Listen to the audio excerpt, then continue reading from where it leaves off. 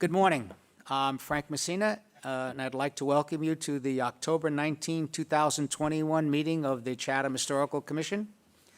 We have a couple of announcements to make before we actually begin the meeting.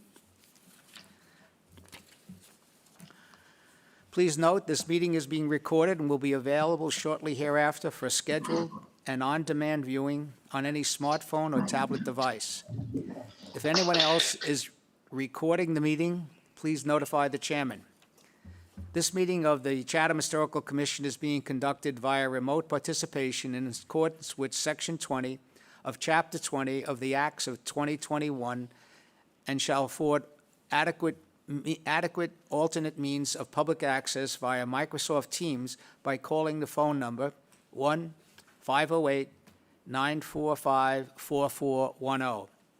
The conference ID is 208-079-570#, or by joining the meeting via Microsoft Teams through the link that is posted in the agenda.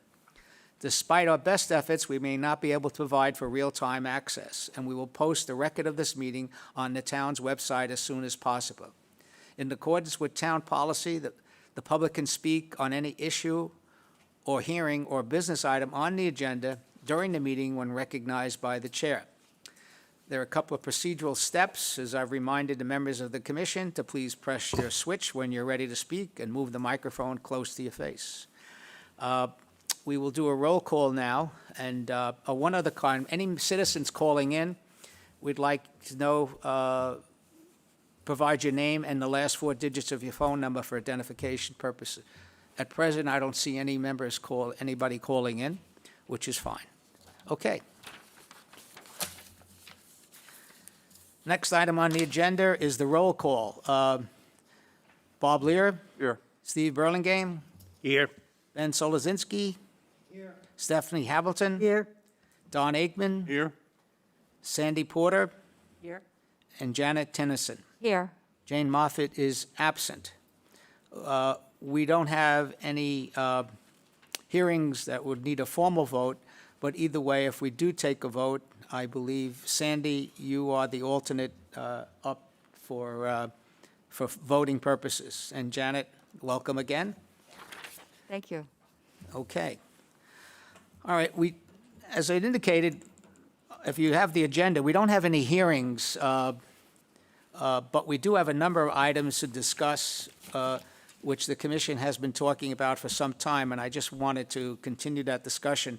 It was initiated last week in my last meeting on September 21st by the Vice Chair, Bob Lear. So speaking of September 21st, we have our minutes. Everybody has received a copy and hopefully reviewed them. Does anybody have any comments or questions relative to the minutes? Yes, Mr. Aikman? Mr. Chairman, under the heading, it says remote, but it was a hybrid meeting. Can't hear you. Could you lower your speaker for a second? Yeah. Under the heading, it says remote. Yes, sir. But it was a hybrid meeting. Yes? Hybrid. Oh, okay. Did you get that? Thank you very much. Okay, any other questions, comments? Okay, in a motion to accept the minutes? So move. I'll second. Second by Stephanie. Thank you very much. Okay, we'll do a roll call with the minutes. Bob? Yes. Steve? Here. Ben? Yes. Steph? Yes. Don? Yes. Sandy? And Janet? Yes. Okay, the chair abstains, excuse me? My vote to yes. Oh, here, I interpret that as a yes, Okay. but I enjoyed the here anyway. Any kind of sign of human activity is usually sufficient on the minutes. Okay. We have a number of new business items, and as I indicated before, there are items which have been, some of them we've been discussing, and we need to bring to closure. But a new item under new business is the Preservation Awards for fiscal year 2022.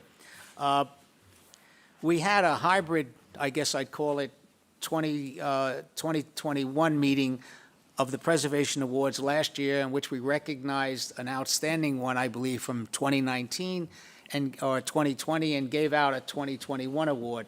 I forget how many we had, Michelle. How many do we have last year? Five or six, I Five? don't recall. Okay. In the interest of frugality, the Community Development Department would like us to potentially minimize the awards presentation. But it's my position that, we'll first see how many applicants we get. If we receive a number of applicants which makes it worthy to have a presentation, then I believe we should go forward with that. At the present time, the process is something which Shell has already initiated, and you have it, was handed out today. You have a rough copy of our calendar for the Preservation Awards. You have a letter which, Michelle, we haven't sent that out yet, have we? No, and you don't have the calendar either. You just have the letter Right, and the but I application. mean, you haven't sent the letter yet to... I've not, no. Okay. Can we begin that process? Sure. Okay. This is a letter, a very simple letter, which is in your packet, in which I kind of send it out to everybody who's had applications in the past and ask other members of the community, if you will, if they have any application. In point of fact, I already have one potential application, possibly two, from SV Design. She's indicated she has a couple of ones she'd like to submit. So it is possible we will have some activity. Oh, Sandy, do you want to remain on that committee? That was what? A yes? Yes.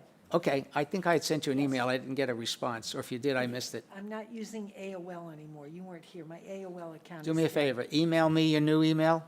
Yes. Thank you very much. Okay. All right, so, Janet, you're new to the board. I think, are you familiar with that process, the Preservation Awards? Okay. Yes, I am, to a degree. Okay, so it's just something, just for the members of the public, the Preservation Awards Committee is made up of members, 2 members of the Historical Commission, 2 members from the HBDC, and 2 members from the Historical Society. Kevin Wright, the new director, and Gayleen Heppy, I guess her name is, Heppy, are the members from the Historical Society. Dan Silver and Steve DeBoer are also the members from the HBDC. We'll see where they are. And as I just indicated, Sandy and myself from the Historical Commission. We do need an at-large member, okay? John Whalen has performed that function in the past, and I guess John was looking for his 20-year pin and decided we need to move it on. So I'm going to ask the members of the commission if they know somebody who's not a member of the HBDC nor of the Historical Commission, if they know somebody who could help us out and be part of the commission, the committee. It's a very simple committee. We meet 2 or 3 times, and most of the work, 99% of the work is done by Michelle. So, it used to be a lot more complicated, but now the town graciously has accepted and allowed Michelle to take on the administrative duties as well as the significant cost. It's not much, a few $100 for the actual plaque. So that's where we are. So again, please get back to me as soon as you can of somebody you'd like to recommend who would sit on the Preservation Awards Committee. I'm hoping to have an organization meeting on November 12th at the Atwood. So thank you very much. Frank, I have a question. Just Yes, sir. regarding the letter, since it says that there are 3 sponsors. Should their names be down below as sending this letter out? All right, hold on. 1 second. In other words, there's 3 entities that are sponsoring this process, and it only, not that there's anything wrong with it, but it only comes from you. I just wonder if the letter Okay. should come from all 3 of you. Yeah, usually I send it out or the chair sends it out. What we should do then, maybe, Michelle, if you can, why don't we do this? Why don't you just change it, Preservation Awards Committee Chair Frank Messina, and then list the members from the various committees? That's probably a good way to do it. That's fine. Okay? No, thank you very much. Good catch. All right. Think we killed that one? All right.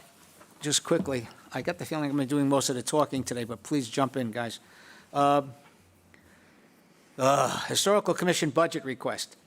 I did have a meeting/discussion with Katie Donovan, the Director of Community Development, on the issue of budget for the Historical Commission. I know this has gone back and forth, Don, relative to whether we had a budget in the past.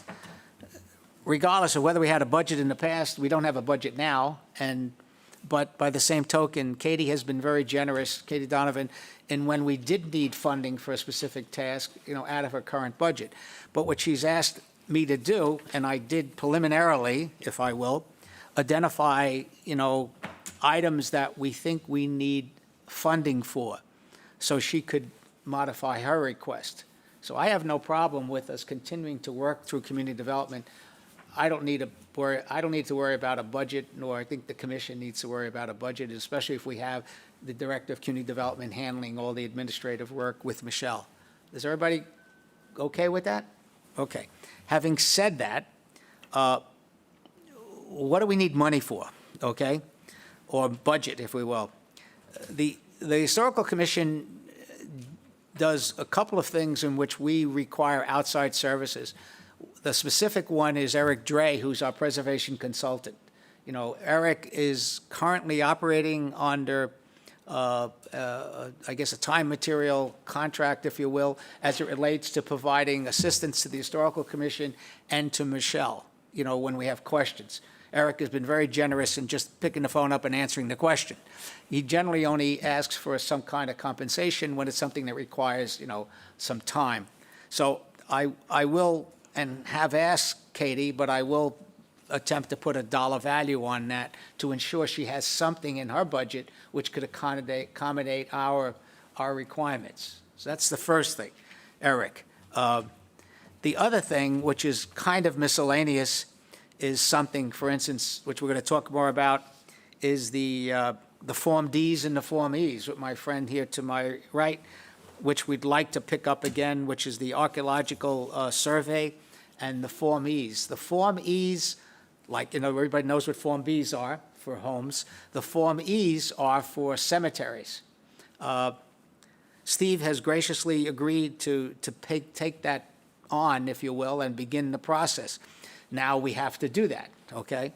I did provide a memo, which you have, which was a summary of a meeting we had, goodness gracious, in December 16, 2019, before hit the fan and things slowed down.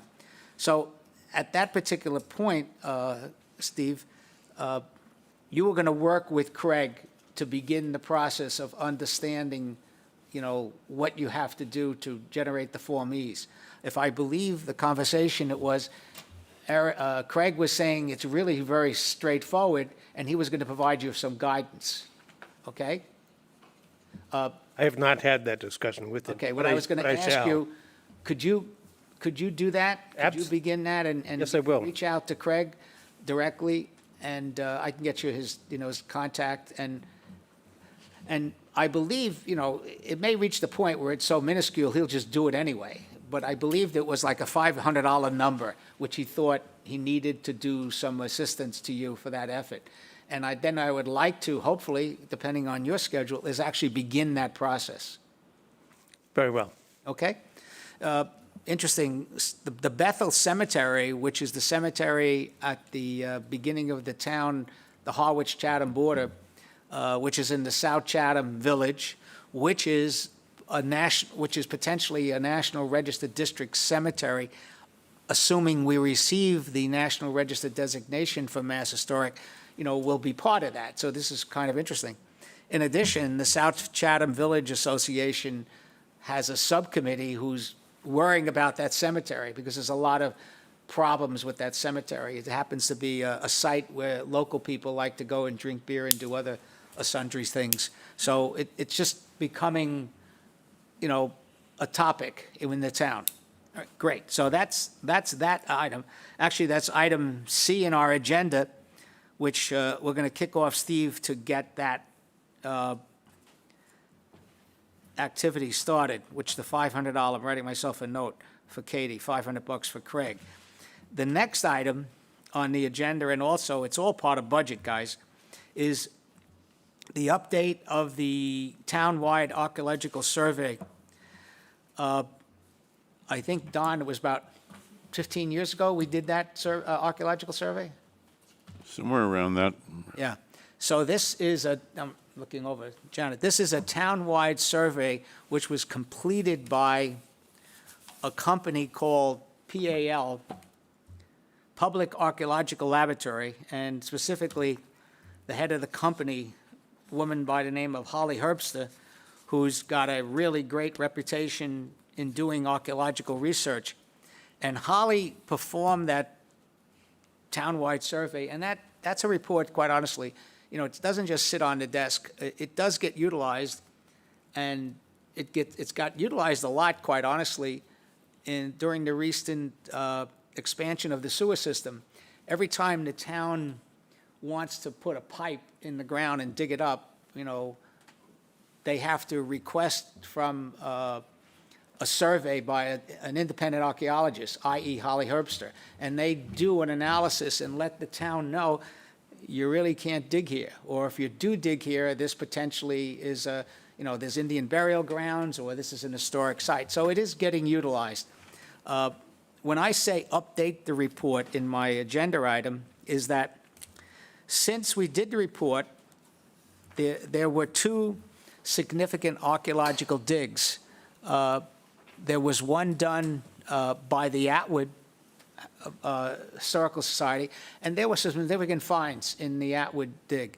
It was done by Craig Cartier, the archaeologist. He has written a report, an independent report. And the second survey was one which was done by, again, Craig Cartier in conjunction with the Nickerson Family Association. And that was, as we all know, very significant, over like 4 years, I guess.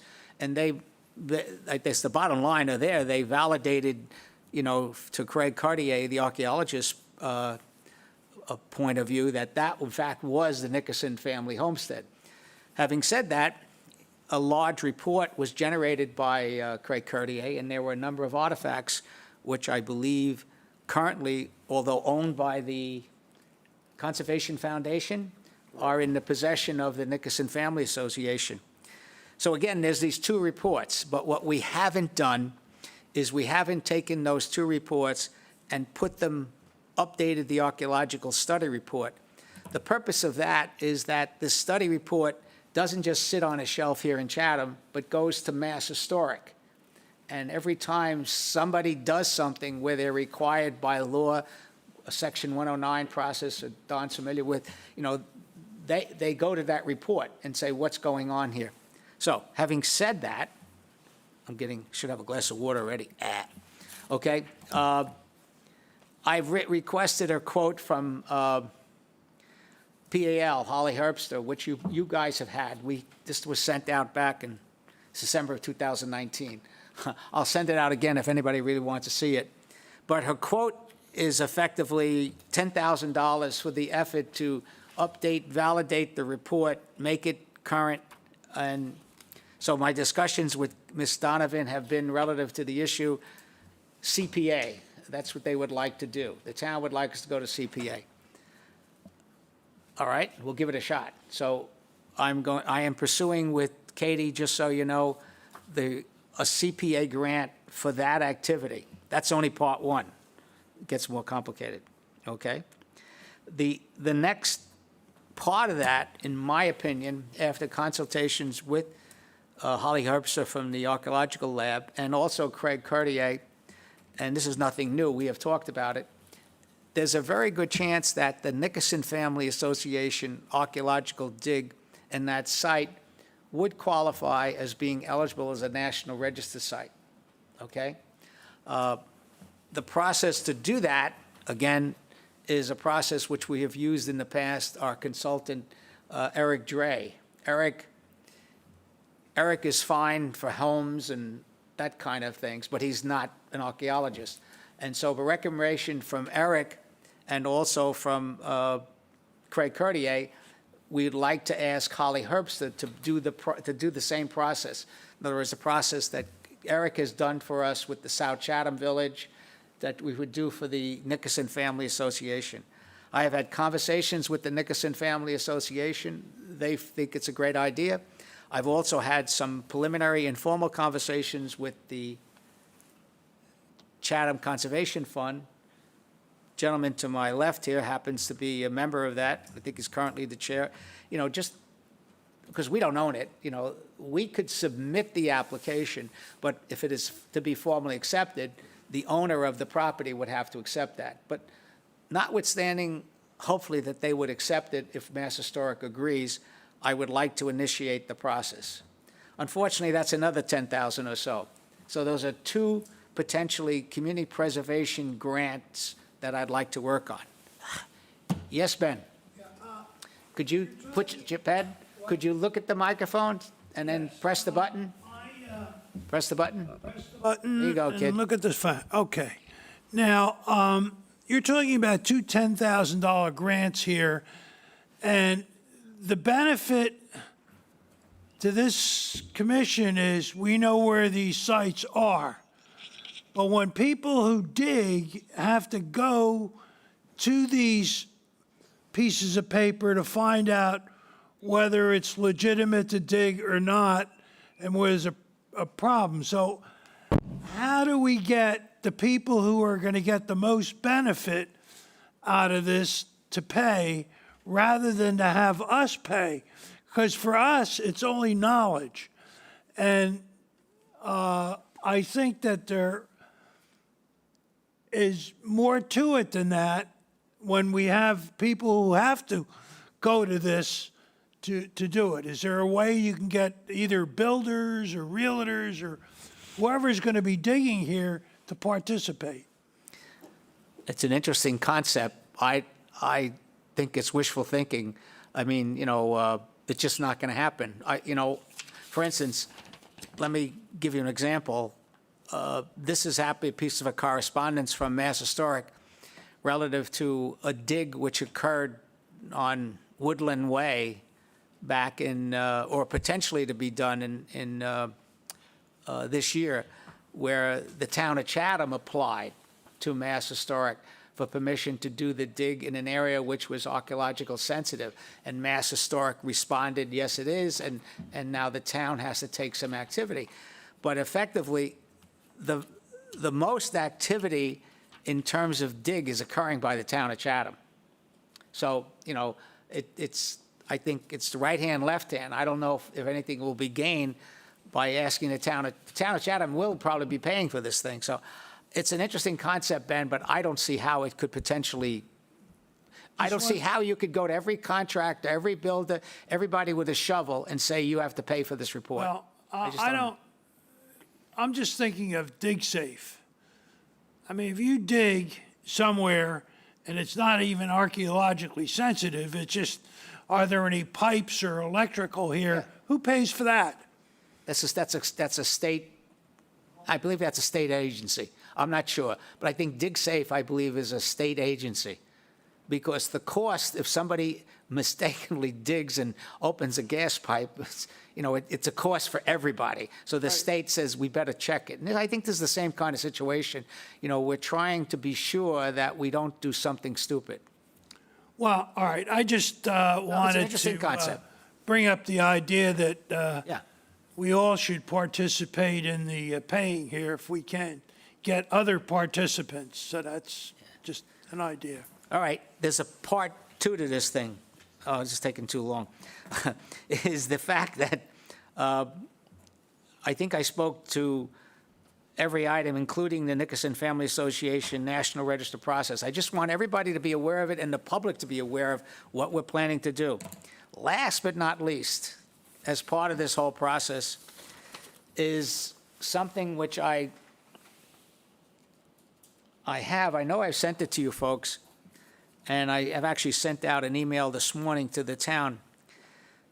Our friends at Mass Historic Commission, and specifically the Attorney General's office, I guess he's the AG, there's a new round of grants, Ben, speaking to what you're talking about, that is being provided by Mass Historic, and it's called, I'll find it. It's called Survey Planning Grant Cycle. So there's a whole bunch of fiscal year '22 money that's being allocated to historical commissions and other bodies to do the kind of effort I want to do. So I'm not a grant person. I'm sure if I ask everybody, somebody in this room to raise the hand who wants to take on this activity of applying for a grant to Mass Historic. So what I've done is I've written a letter to Ms. Donovan, Katie, and asked, for the town to find somebody in the town who could take a look at this process and possibly apply. Terry Whalen used to do that kind of work in the past, I believe. So I'd like to light a little fire under the town. There's money available, but somebody has to do the work to find the money. Is Eric Dre, would he have knowledge of press your something button? like this? I pressed the button. All right, good. Would Eric Dre be somebody who's familiar with Possibly. writing grants? Ben, I love it. Great minds think alike, because I also included Eric Dre in my email to see if, but it's not my position. It would be up to the town to say, well, all right, let's ask Eric to help us. So, Right, so, but the expertise counts in this sort, Absolutely, and yeah. friends at the top. Okay, absolutely. Thank you. sure. That was, we didn't plan that, right, Eric? Right, no. Okay. Anybody have any other comments about what I've just spoken for in the last 20 minutes, half hour? Yes, sir.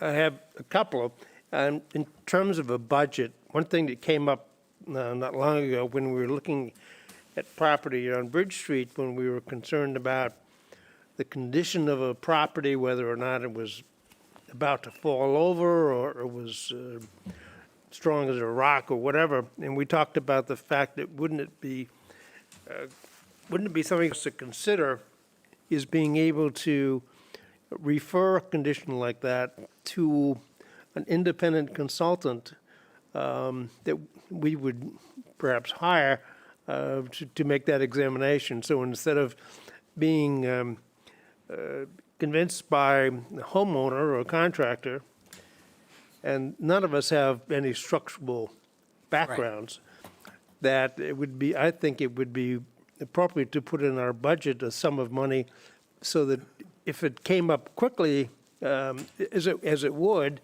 in a situation like that, again, that we would have a source to go to say, okay, this is a good time for us to hire an independent examination without having to go to the town. If we went to the town, then we're going to have to certainly slow down the application process.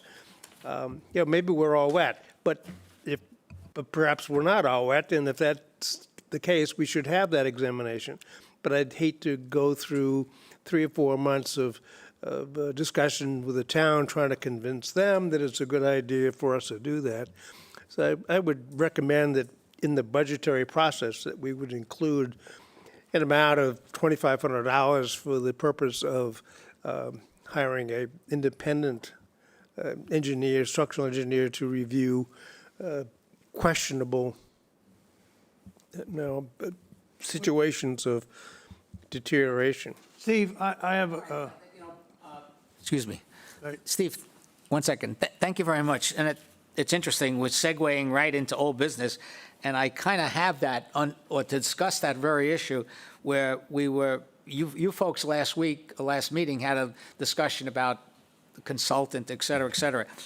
And allow me to jump ahead.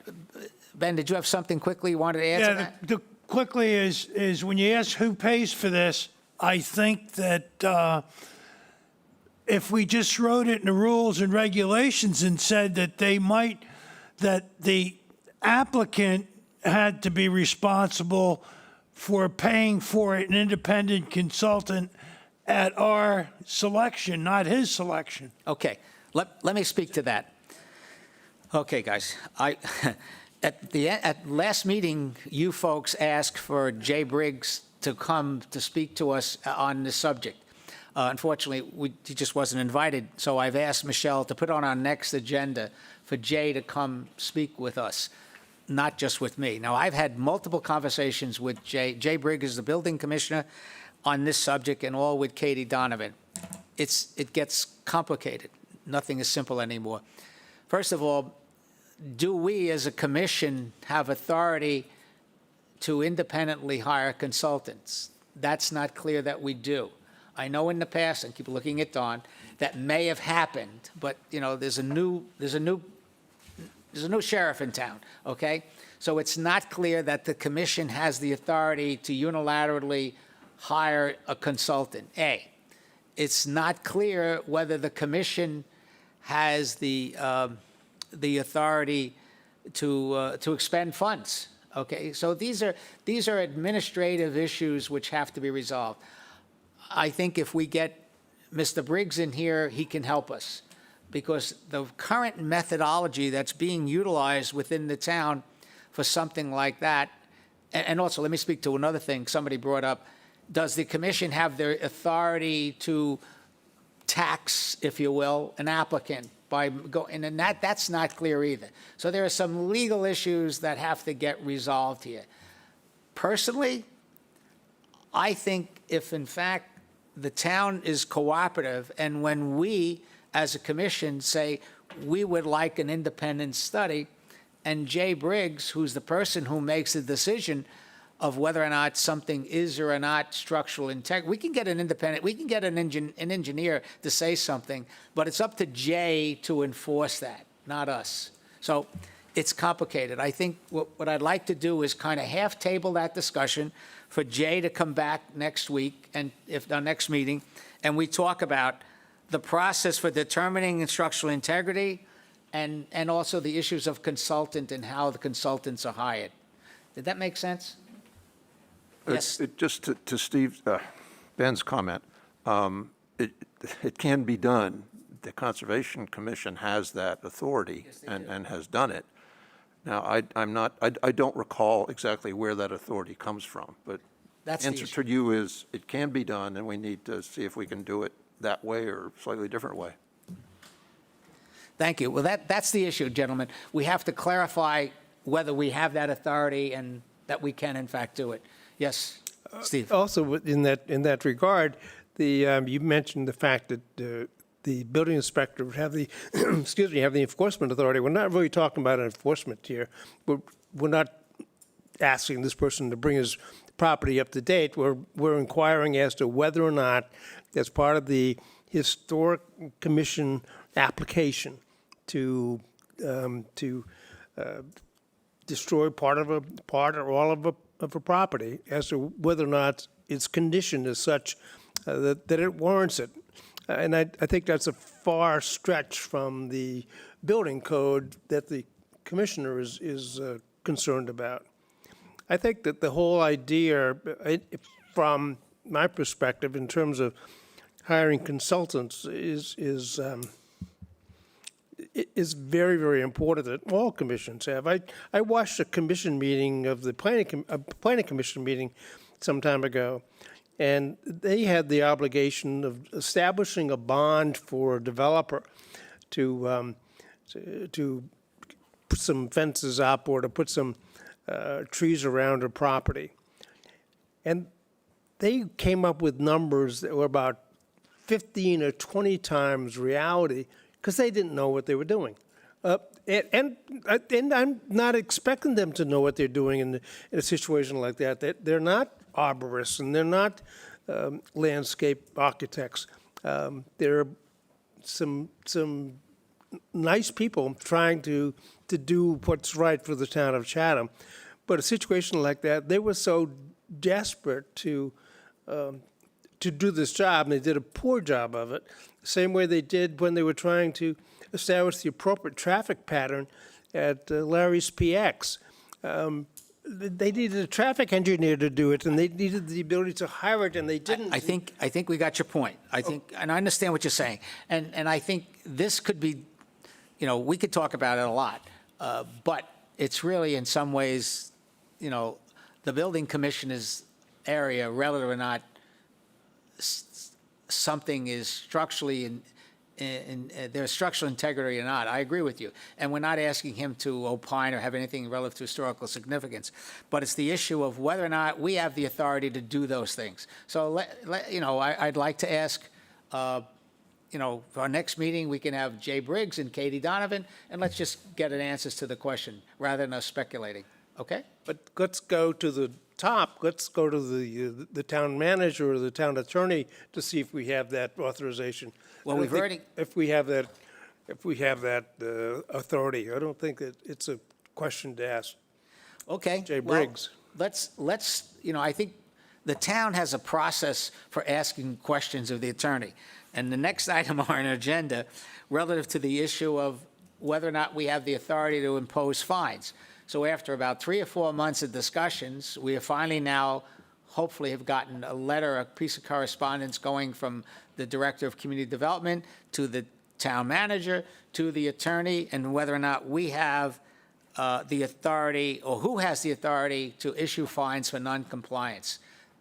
That is in process, and so but I think the proper protocol here, Steve, would be to have discussion with the people who are responsible, which is Katie Donovan and Jay Briggs, and if at the conclusion of that discussion, we would like to ask for the town manager and the town council to get involved, then that would be the process. I don't want to short circuit. I don't think it's inappropriate for us to go directly to the town manager to ask a question.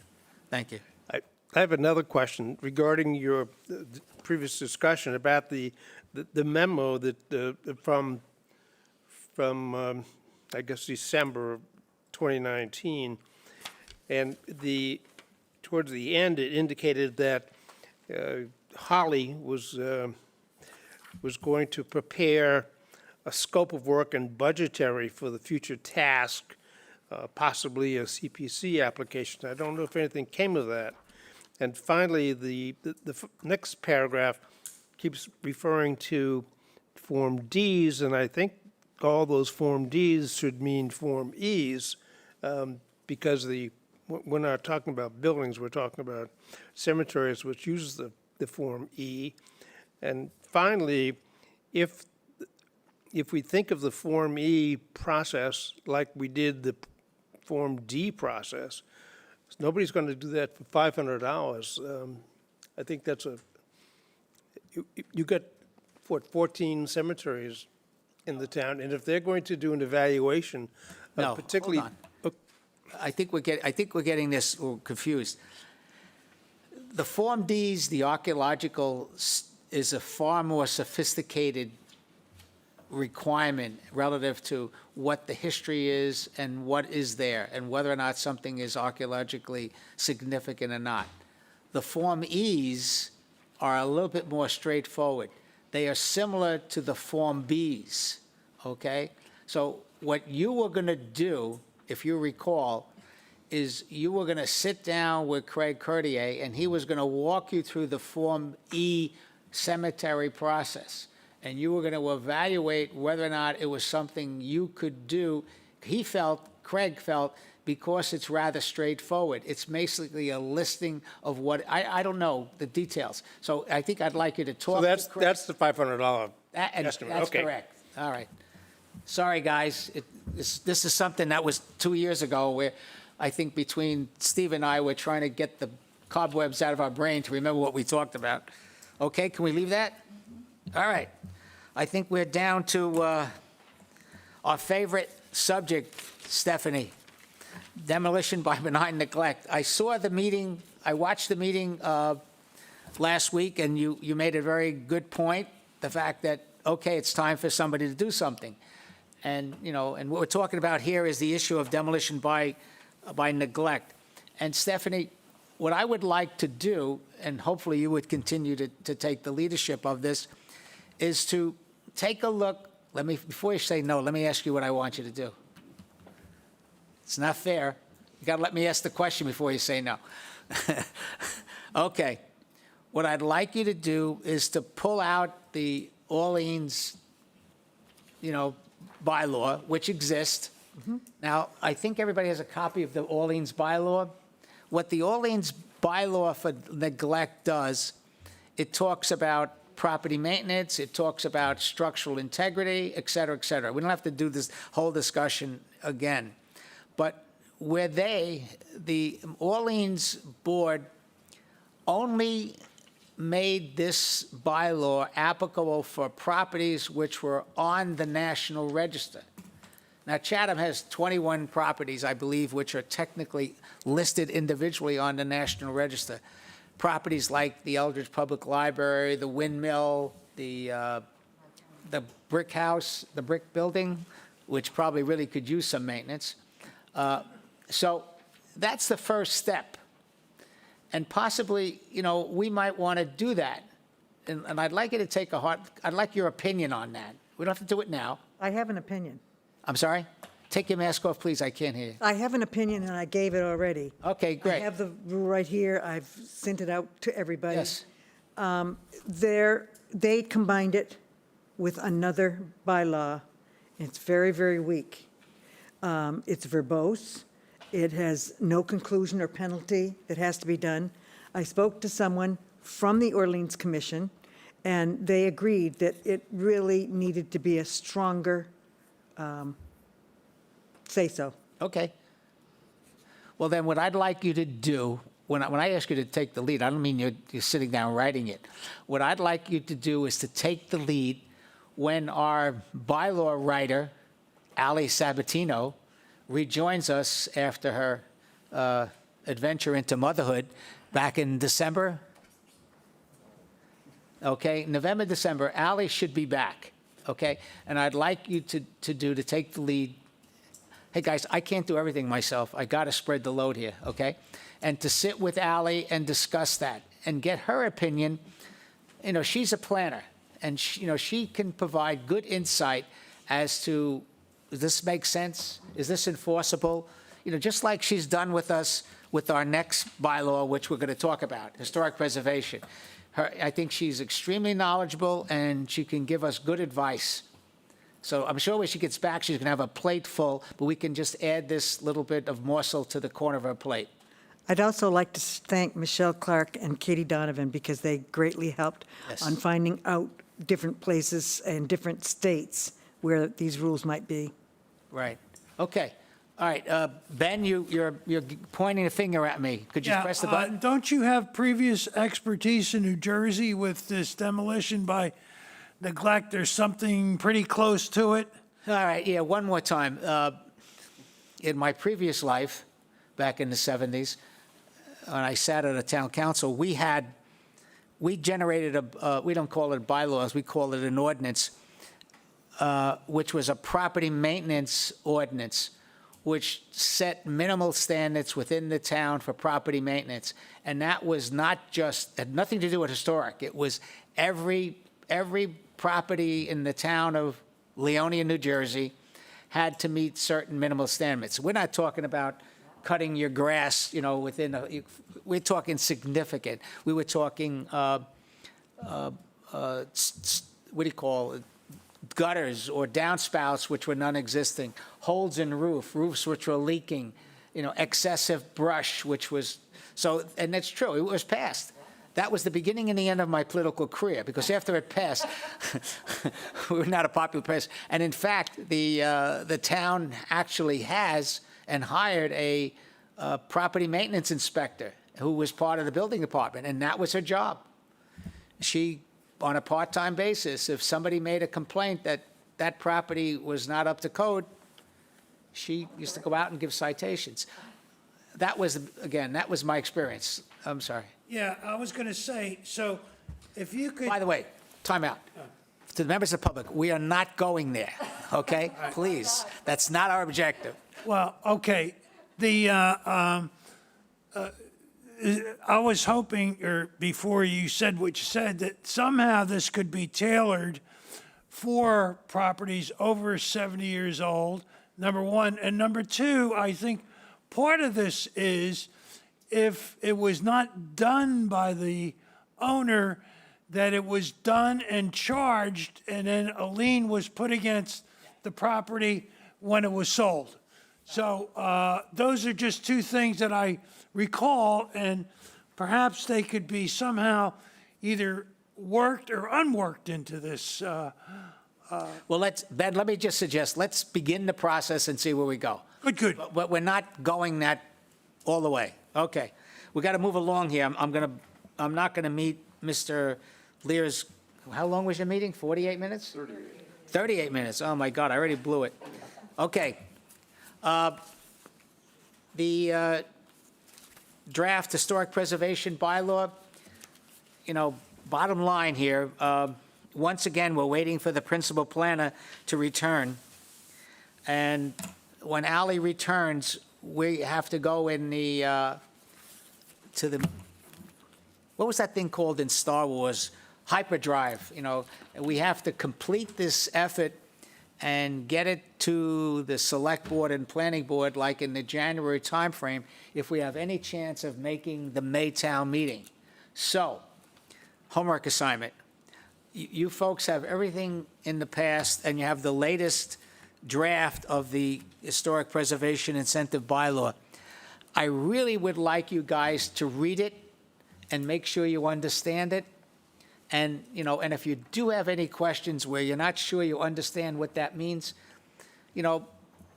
let's get together, and when Ally returns, we can ask the questions. Because if we as a commission are the ones putting this forward, we as a commission should understand what the heck we're writing, okay?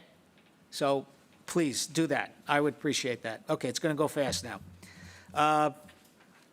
The boathouse, I keep it on the agenda as old business because we're still waiting for the town to finish the design, and we want to ensure that it somehow still looks like a boathouse when it's done.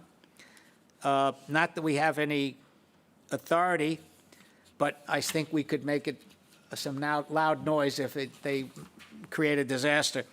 The other item on that, which is still TBD, we did generate a Form B, but we never submitted it.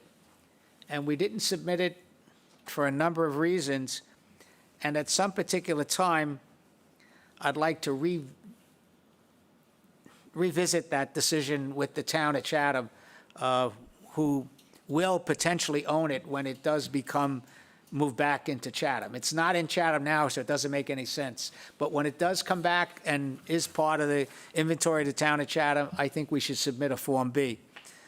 Not that we want to submit a Form B to stop the town from doing anything, but remember, a Form B provides an historical record of what was or what is there. Okay.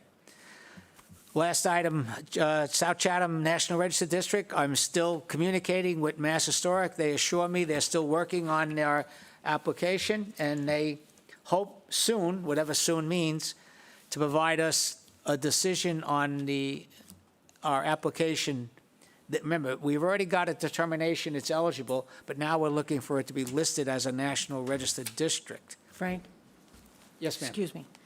Are we looking at the spring of 2022 for that meeting? For the meeting with all the people that live in that proposed district? It depends upon what Mass Historic does. They're the ones who are going to call the shots here.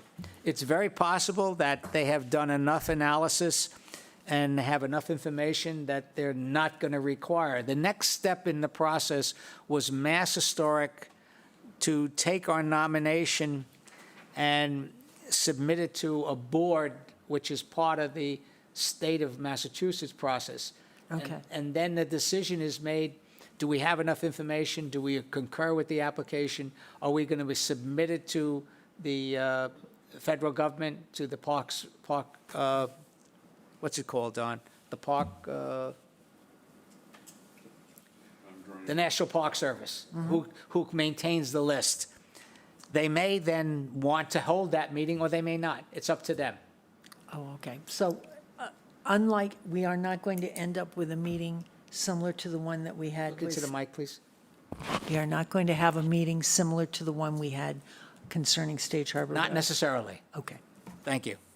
Okay, appreciate the clarification. Okay, current demolition delays. Michelle, do we have nothing really? Nothing really new. I just updated you on the status of, any permits that have been issued or applied for, but other than that, the list is shrinking. Say that again? I said I updated you on the status of building permits that have been submitted or not, and the list is shrinking. Okay. The only item or comment I would have on that is, Frank, yes, microphone. sorry. Thank you very much. The only comment I would have on your report, which you guys have, 320 Bridge Street, that was very controversial, and the delay expired, and the work is in process, so we don't know what's going to come out of it. Hopefully, it'll be close to what was submitted by the applicant. 68 Shell Drive, they did go back to the planning board with a revised plan, which did not have a significant amount of fill, and it was tentatively approved by the planning board. So there is a revised plan submitted by Mr. Giacleone for the property, 68 Shell Drive. And again, as it indicated here, 1028, that revised plan goes back to the planning board, and they will see where we are. In the revised plan, which was submitted to the planning board, Mr. Giacleone continues to preserve and keep the structure, the main structure, the potential, we believe, home of Nickerson Jr. intact. And so hopefully, at least in this revised plan, it is not demolished, it's still there. It may not be the best outcome, as it relates to the Nickerson family, et cetera, but at the present time, the home is going to be preserved on the site, which is good. I mean, this has been a long process. I'm sure he's really, it's taken him forever to make this to happen, but hopefully we'll have some positive news after the meeting on the 28th with the zoning board. The other thing, by the way, the historic barns, I believe he's now integrating those barns into his design. Yes, Don? I just wanted to call everybody's attention to what's going on Seaview Street. The Harm DeBlige house is half gone. I'm sorry, I can't hear. On Seaview Street, Yes? the house across from Chatham Bars Inn, half of it's gone. Harm DeBlige's old house.